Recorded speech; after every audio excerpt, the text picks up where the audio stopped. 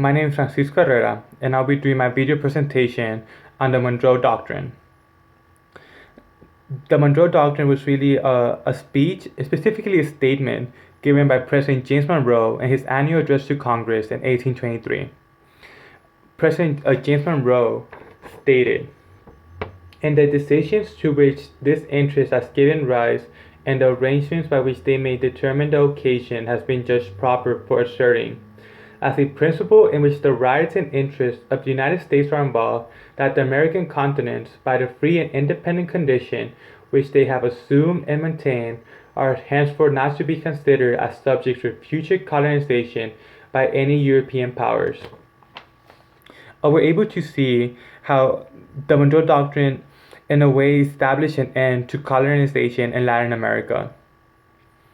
Overall, the Monroe Doctrine had three main goals, which was to increase foreign trade, expand,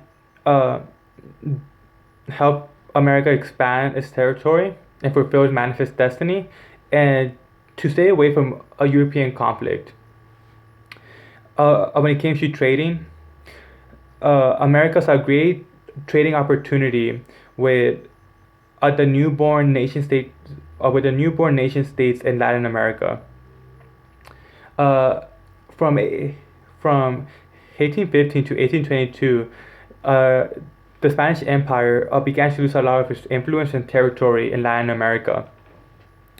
Some of the countries that were born out of these revolutions that Latin America was experiencing was Argentina, Chile, Colombia, Peru, and Mexico.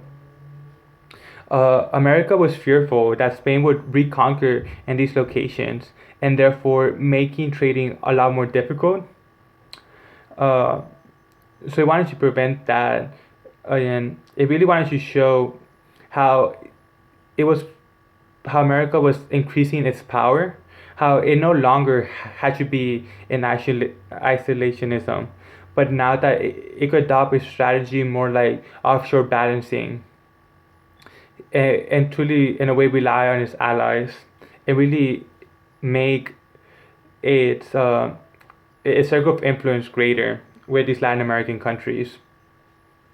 When it came to territory and fulfilling its manifest destiny, Secretary of State John Quincy Adams was truly fearful that Russia was going to be able to expand its territory beyond Alaska.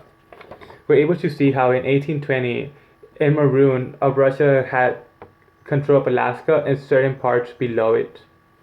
And there was this fear that if Russia was able to conquer all the way down to California, America would never be able to fulfill a manifest destiny.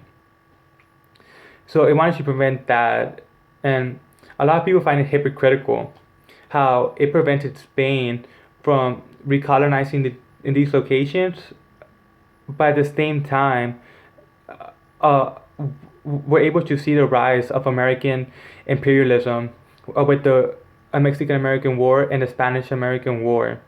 How America began to expand tremendously and to the point where it did fulfill manifest destiny. Uh, when it came for with its conflicts with Europe, America truly let out a bold statement, pretty much implying that any actions taken by European powers in Latin America would be taken as hostile, and one of the reasons that he was able to make this bold statement was thanks to British Foreign Secretary George Canning, who helped develop this idea of the Monroe Doctrine. He suggested an Anglo-American warning to European powers to stay away from Latin America.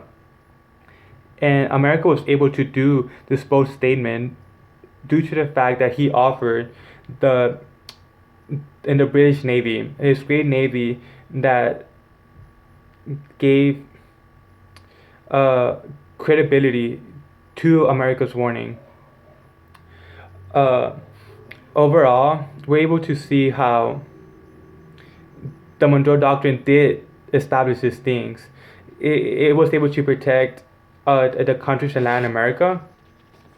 We're able to see how from 1790 to 1822, other newborn countries in Latin America remain today.